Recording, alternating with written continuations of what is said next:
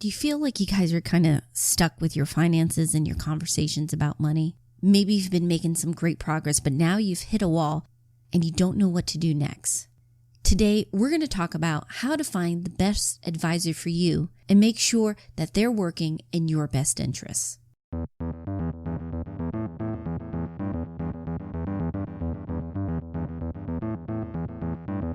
Welcome to the Couple Money Podcast, the show where we share stories and advice on building up your marriage and wealth together. I'm Elle Martinez.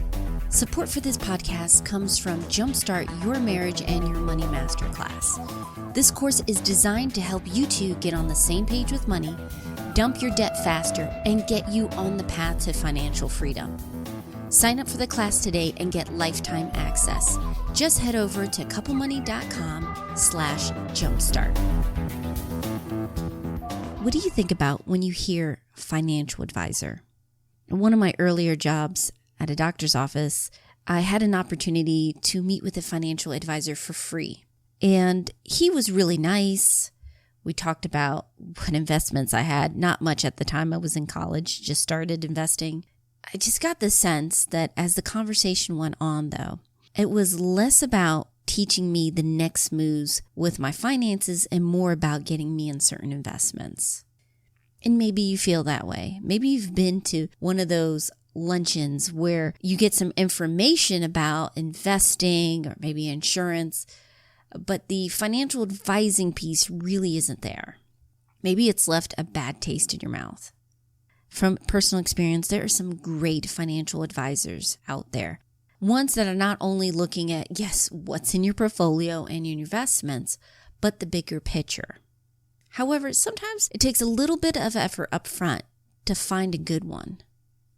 So today I'm bringing on Michael K. to help me out and help you find the best financial advisor for you. He's a fee-only financial planner at Financial Life Focus, where he specializes looking at the big picture with his clients, not just the numbers, but what they want to do with their lives and then make the finances work for that.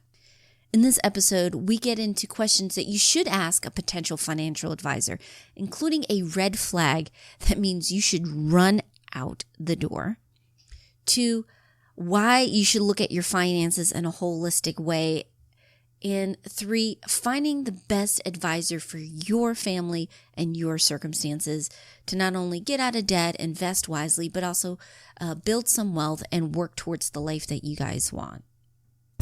Hope you enjoyed this interview.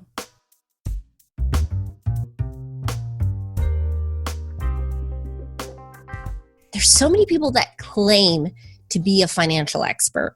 And you mentioned this word, fiduciary. What makes this so advantageous if someone comes to you? The idea that when people talk about financial advisors, the word is so general that it encompasses everyone from someone who sells insurance to the stockbroker at Merrill or UBS or whatever, and right on through the fiduciary world, which is a different standard. Those of us in the fiduciary world, which means legally and morally, ethically, we have to act in our client's best interest, and we must disclose all conflicts of interest and how we get paid and all these other things, and legal entanglements, or if there's been complaints, all these things have to be upfront in our disclosure brochures. That's updated every year. So the fiduciary world really allows clients to work with an expert who or a planner who really has to work in their best interest without regard to their own interest. Yeah. So, of course, we're in business to make a profit. Mm-hmm. But again, if our advice has to be based on what is in our client's best interest, and that has to be our overwhelming, our guiding principle. And it's very comforting to know that, we can give advice without regard to it's going to impact our income one way or the other. I think this is absolutely crucial, which is why I encourage, members of the community, please look for that when you're speaking with a financial advisor.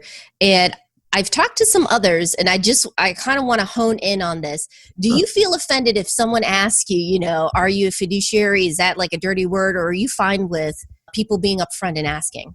Oh no, I want people to ask. I want them to understand, information is always power. If you understand who you're working with, and that's not to say that if you work that an advisor who works on the product side is bad or they're dishonest. I'm not inferring that in the least.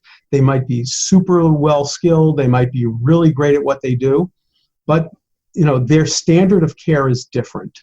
Mm-hmm. And as long as the consumer understands that, the standard of care for a non-fiduciary is what's called suitability under FINRA rules.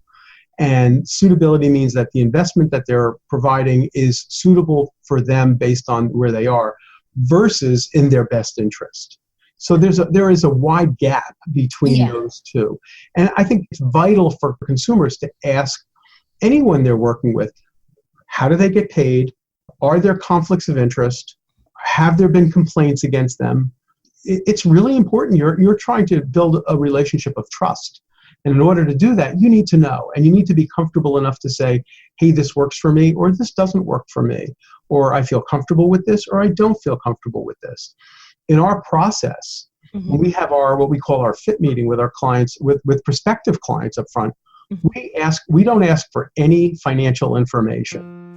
And because we believe that that's private, and until someone has the comfort to say, yes, I want to share my private information with you, we don't feel that we have the right to that. Whereas most financial people will say, if you want to have a meeting, bring me your tax returns and bring me your statements and bring me what's in your brokerage accounts. And people feel that they're being assessed based on their wealth. Yeah. And I think that's uncomfortable. It would be uncomfortable for me. So I think it would be uncomfortable for most people to say, here I'm opening up my entire financial picture to a stranger. And so I think you want to make sure that you're working with someone you feel comfortable with, and don't disclose anything that you don't feel comfortable disclosing. It's your business. It's your personal life, and be guarded as to who you share it with. That's some good advice. And you mentioned something that I loved. You described standard of care, and it reminds me of like going to a physician and you're trying to find the right physician. And every doctor has specialties and skills. And even within the same specialty, they have different approaches. And I heard you are this expert on goal-based financial planning. So I kind of want to dig into this, what's perhaps typically done or what people associate with regular financial planning. We are considered financial life planners. So financial life planning really focuses in on someone's life, how they live their life, what they value most, what are the things that will allow them to put their heads on the pillow at night, what are the things that keep their heads off the pillow at night, what are those things that are like, oh my God, what's going to happen if, and what happens, and how do I send my kids to college, and I've got this bill coming in and my roof is leaking, and so there are all these things that people have, and I've got student loans, and so life planning really starts with, what is it we care about most? What are the things that what are our values? Not what possessions do we wish to acquire, or what car we drive, or what clothes we wear, but what are the things that give us that sense of, what allows us to feel good about where we are and where we're going. And maybe even where we are might not be the most comfortable place, but if we see the road ahead and we understand where we're going and how we're getting there, it's comforting. So financial life planning really gears towards that understanding of the client's values and beliefs around money, and versus the typical financial planner who will say, show me what you make, show me what you spend, what's your net worth, we're going to put it in this computer program and roll out a whole bunch of, this is where you are and this is where you're going. In financial life planning, what we look at is, where are you today and how satisfied are you with the various aspects of your life, not just financial life, but the rest of your life, your family life, your relationship with your community, your leisure time, your health, and your finances, and your work life and things like that. But also, where did you come from? What are your money beliefs? What's your money history? And your money history really informs us as to where how you believe today, because we learn about money growing up. And then we look at the future. Where is it you're going? What are the things that you're preparing for? What happens if you lose a job? What happens if you're trying to prepare for college? What happens if you have parents that you're going to need to help out? So we want to look at the present, the past, and the future.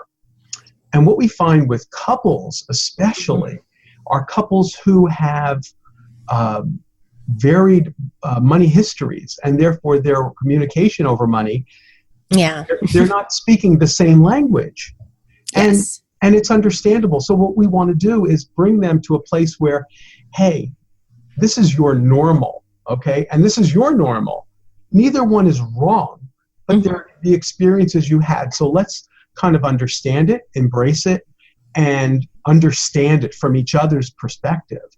And I've had so many experiences where one spouse would look at the other after we go through some exercises, especially around their money history, and they're going, no, I never knew that. They might have been married for 10, 20, 30 years, and they didn't have any understanding because it's typically not a conversation. So do you feel like, in addition to being a financial advisor, you're almost like that neutral third party / marriage counselor / therapist? Well, in a certain sense, I guess you could say that. I'm really fearful of the word therapist, because what we do is not therapy, but what we try and do is ask really good questions and listen to what's being said and provide an atmosphere where people can share without judgment. One of the biggest blocks that people have, and couples especially, is there's this feeling of dread and blame and shame around money. And what we really want to do is say, hey, listen, perfect example. If my furnace breaks down, I am not grabbing a wrench, okay? I'm grabbing the phone and I'm calling the guy who knows what to do with the furnace. When it comes to if you have some kind of an illness, I'm not going on WebMD and trying to self-diagnose and self-treat myself. But when it comes to money, we have, as a society, this fear of saying, I don't know this. We feel like, and men especially are like, oh, of course I know this. It's like, no, you really don't, but that's okay. It's not your fault. It's that you don't know it, but it's okay that you don't know it. And what we really want to do is take that whole thing away of what you should know. When it comes to money and your future and your planning and your goals, there's nothing objective about it. It's really very subjective. So I can act as the objective third party, where trying to plan for yourself is a lot more difficult because you have to know so much and be objective. We look at things through our subjective screens.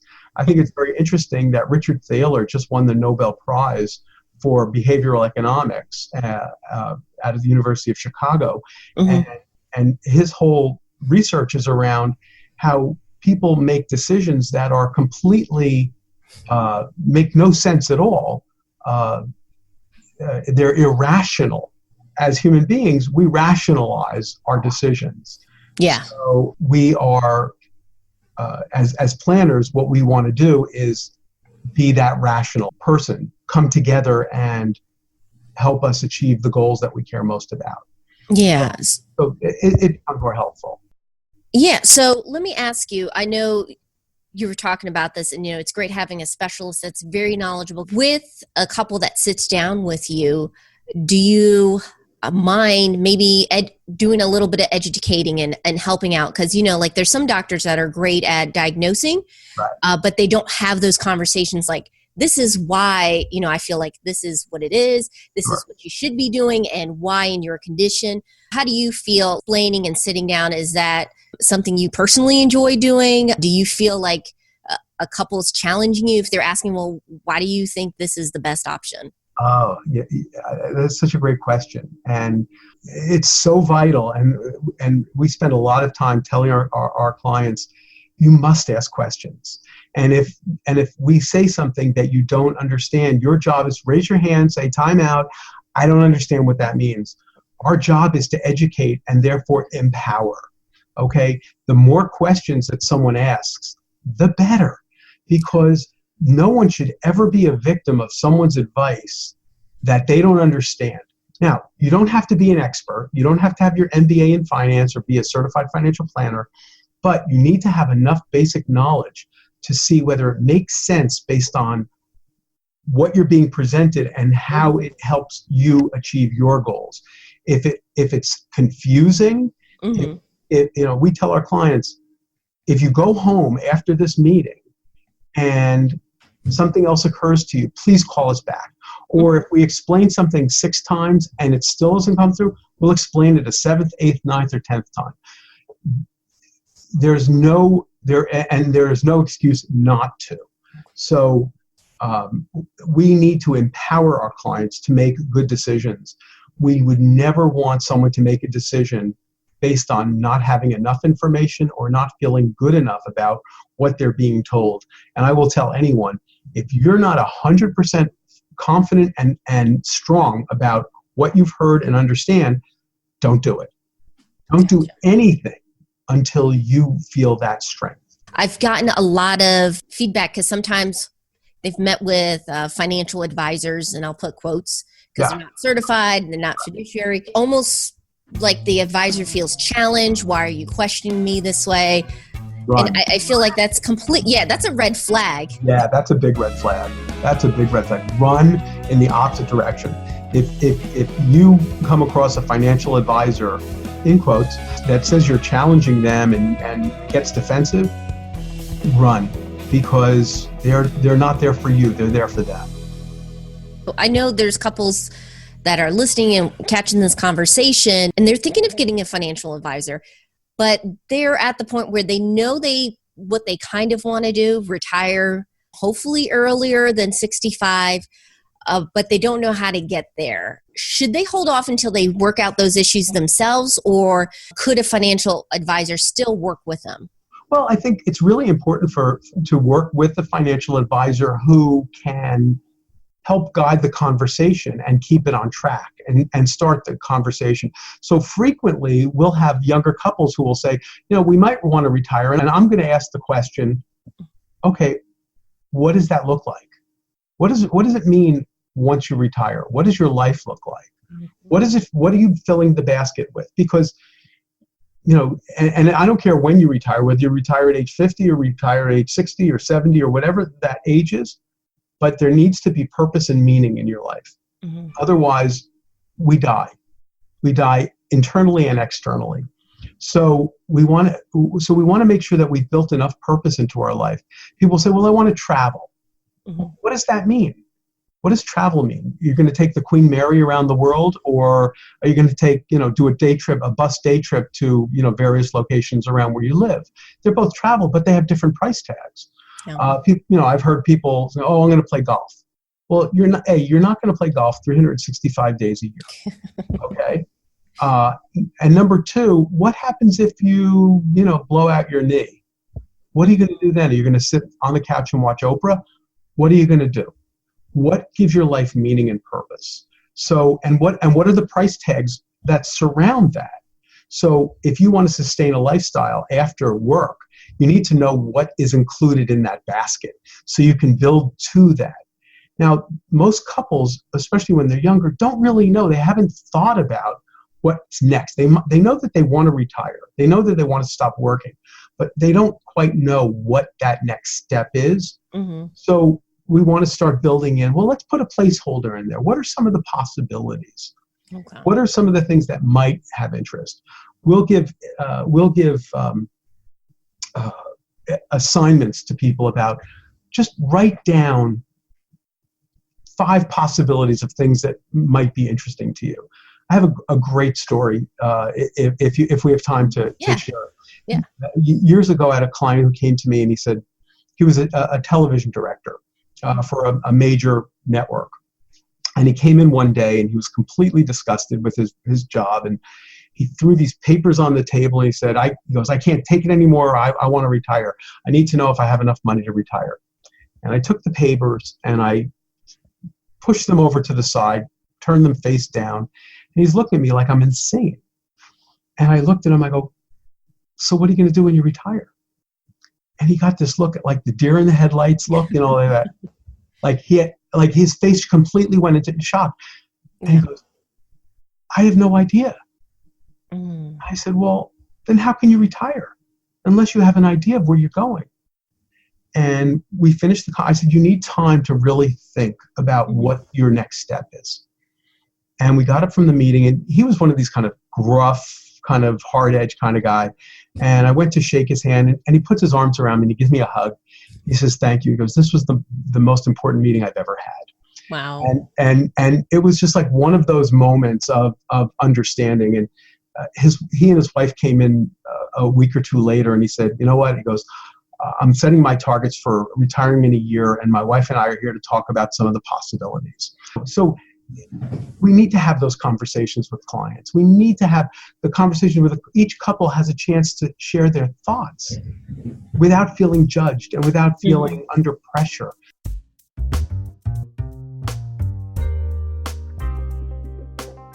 Special thanks to Michael for being a part of today's episode. If you want to learn more about him, his firm, or see if he's the best advisor for you, head over to Financial Life Focus. That's financial-lifefocus.com. Don't worry if you can't write that down real quick. As always, I'll have all the info and details in the show notes on Couple Money.